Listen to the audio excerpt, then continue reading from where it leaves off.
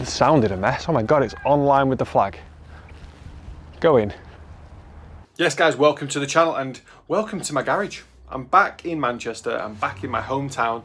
I'm at my parents' house and they've often said to me, Andy, the corner of the garage is a disgrace. It's literally full of old golf clubs. Can you sell them, bin them, give them away, just do something with them? I thought, okay, I'll make a video with them. And then we're actually going to go to the golf course where I first started playing golf. We're going to go to the golf course where I was a junior. So in these two golf bags, you can literally see my whole era of golf. So if I just pull this one out first, this is my very first driver, Pax. I'd still never heard of them to this day. Yep, that is my first ever driver. Going into my first ever set of irons, Memphis. And if I can just get a couple more out here. So these are going to be coming on the golf course with me today, along with that driver. Now, I've got a driver and a 3-iron, but I actually want to stick a 5-wood in there because my very second set of woods, do you remember these? The Titleist oversized ETRs. They do, in fact, have a 5-wood. Look at that. God, this is amazing. All right, made it to Davium Golf Club, made it out to the first hole. It's a par 3 start. This hole used to fill me with fear because I would always start with a double. Even when I was playing a 4, I'm pretty sure I used to always double bogey the first, then birdie the second. It was just standard. But when I was playing with these clubs, I probably was double bogey in every single hole. Right, the one thing I was worried about for this vlog was actually not using a golf ball that was in keeping with the clubs and the golf course that I'm at. However, in my golf bag, for some bizarre reason, I found a top flight XL 3000 super straight. But I used to love these balls because I used to think that XL 3000 meant I could hit the golf ball 3,000 yards. Top flight, liars. I've got 160 yards. I'm not using a Bushnell either because, again, back in the day, I didn't have them. I used to pace it out. I used to try and figure out what the distance was with my feet. You know, the old school way, or the current way if you're a tour pro. I'm going up a club because I'm pretty sure the loft on these are a lot weaker than what I'm currently using. So I've got a 7-iron. Flag is in the middle of the green. Oh, this feels interesting. Feels really light. Can't feel the club at all. Thought it'd feel heavier, to be honest. It's an alloy head. It looks an absolute mess. It sounded a mess. Oh my God, it's online with the flag. Go in.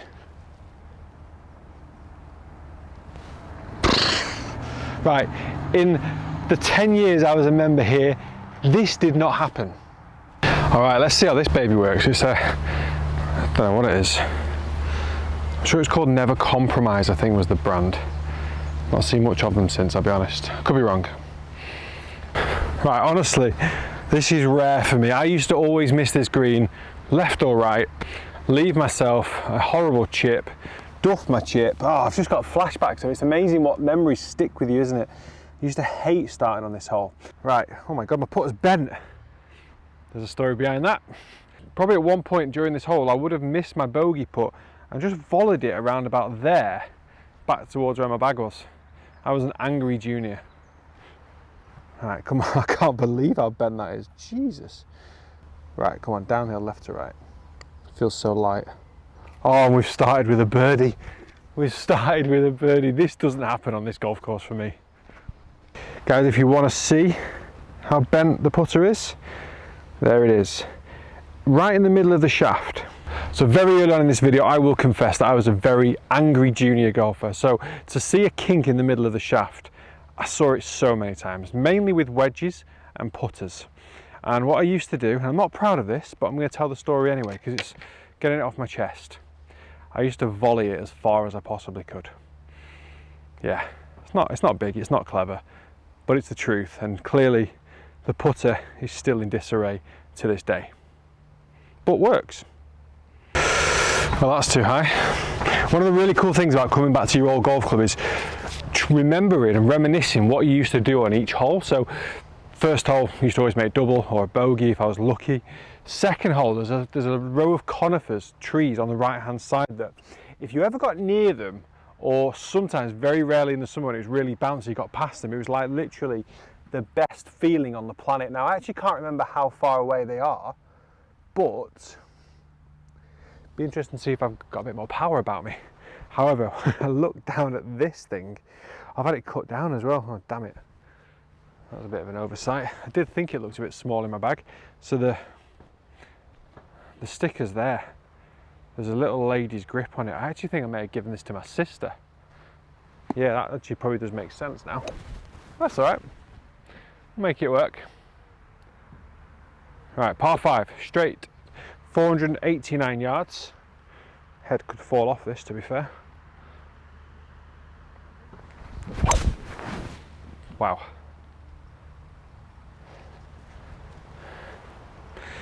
That went low and left. Not quite sure how or why or what happened. Right, I've got a 5 iron. I'm gonna have to sling one out here. I'm gonna try and get it to the right of this small tree with a big hook. So the green is straight through the trees there. I can't reach it. Right, big hook. There's loads of curve.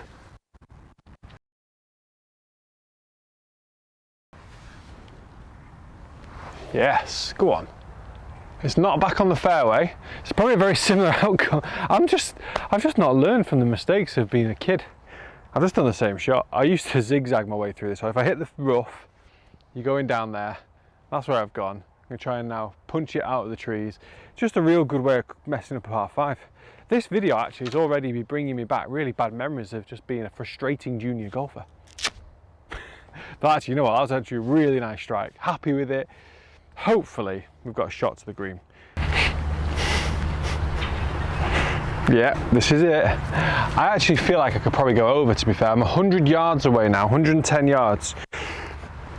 I've got an 8 iron in my hand thinking about a little curvy one, but it won't curve enough because I'm not going to be hitting the ball hard enough for it to curve.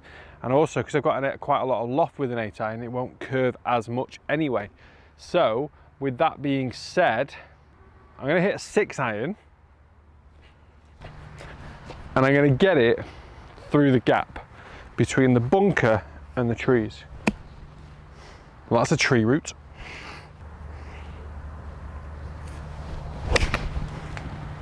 The club, and we're in the green side bunker.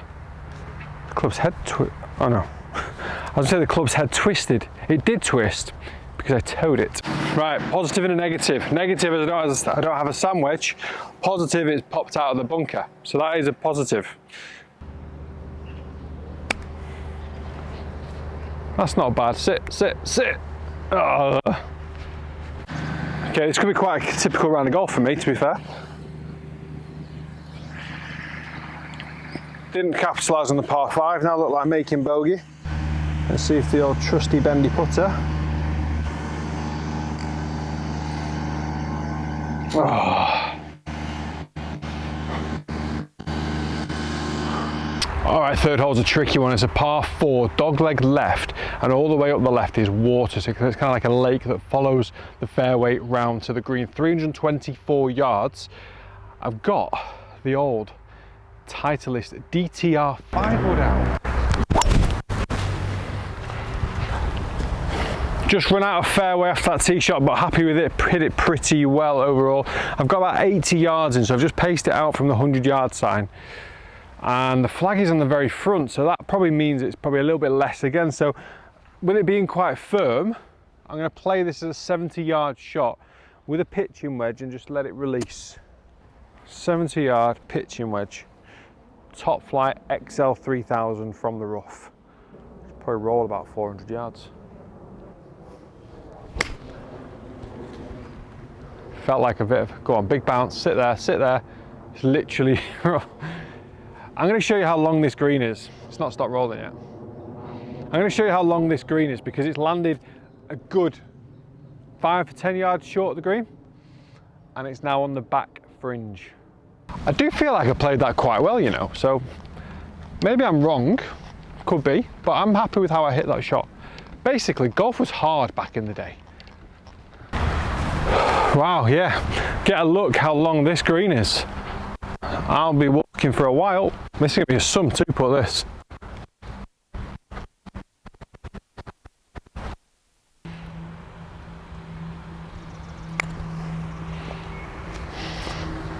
Might need to sit that. Yeah, it does. So I've hit it through the break. That line with a lot less pace would have been okay. I would really like to not go bogey. So the opening 5 holes of this golf course, I used to try and plot my way around it as much as possible. I used to think of the first as a definite bogey or double. Second, I would feel like I would birdie it. Third, I'd put down as a par.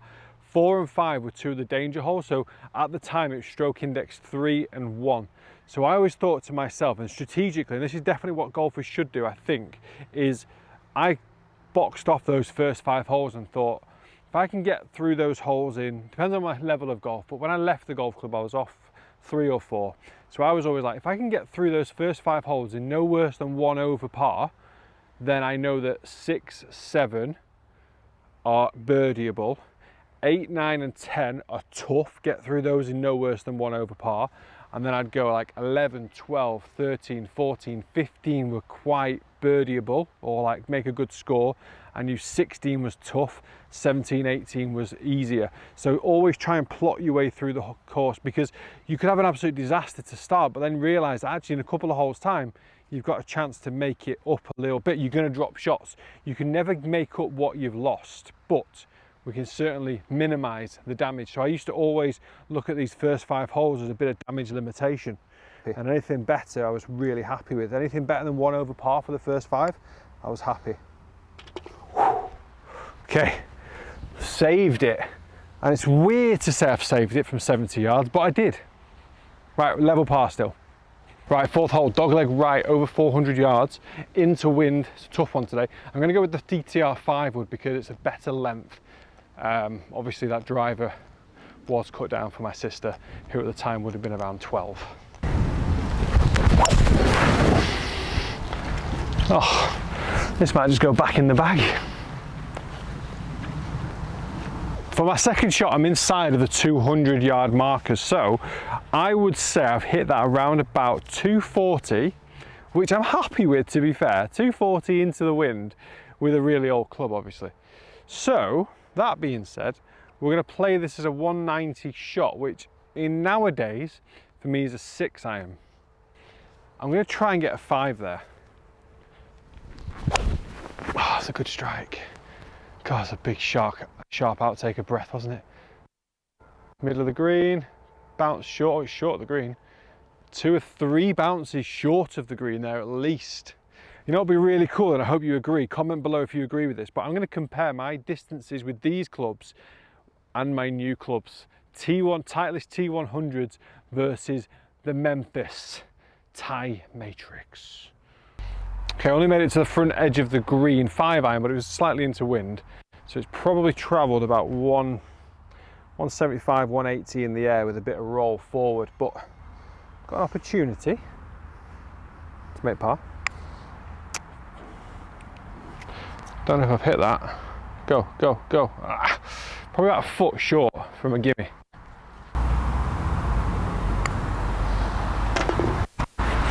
Ooh. Greens are smooth. Greens are very good. Shout out to Greenkeepers, Davium Golf Club. Shout out Nick and the team. Top Flight XL 3000 rolls perfectly on them. 5th and final hole of this vlog is actually the stroke index 1. It's 432 yards and it's just straight. There's actually nothing on it. It's just dead straight, which, you know what? Straight holes are hard. Sometimes when you've got a bit of a dog leg or a shape, you can feel like you can, we all hit a shape. Nobody watching this video, nobody on tour, nobody hits a straight ball flight. There's always some sort of curve. So when you've got that type of curve, you have that imagination of how it should look.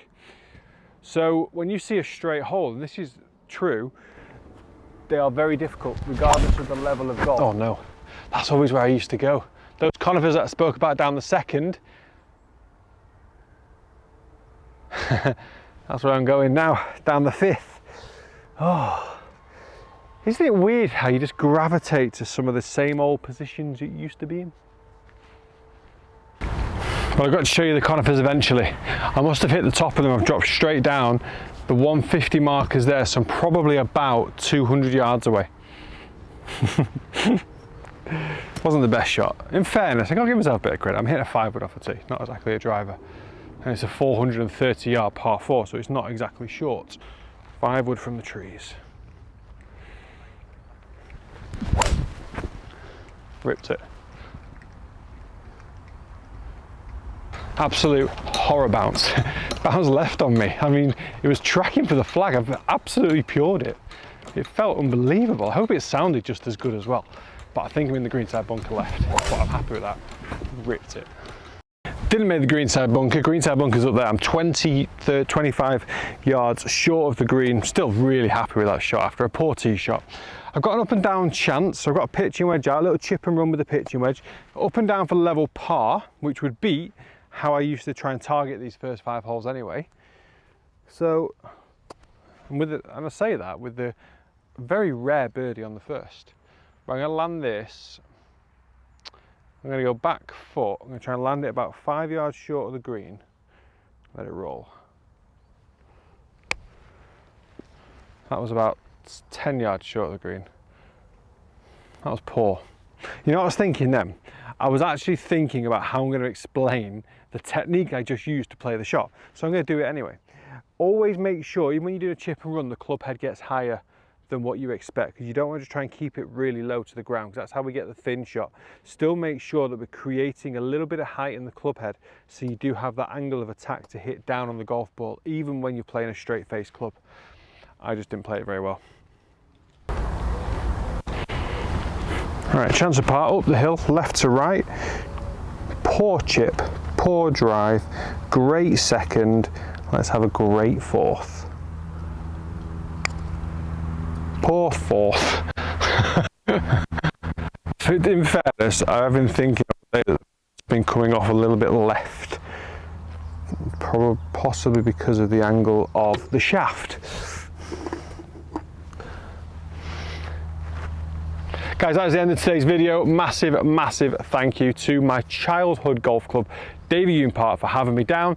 I've thoroughly enjoyed it, I'll be honest. I've absolutely loved every minute of this today. Just kind of playing with my old set of clubs, seeing some of the abuse that I used to give my clubs.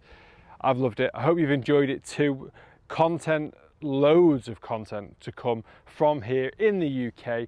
I'm going to be testing out the irons. I'm going to be comparing it to my current set. I've actually got other sets that I'm going to be using at other golf courses that I associate those clubs with, and bringing you a little bit of a series on my old clubs and my old golf courses. Give you a bit of a background into where I've been and where I've come from in the world of golf.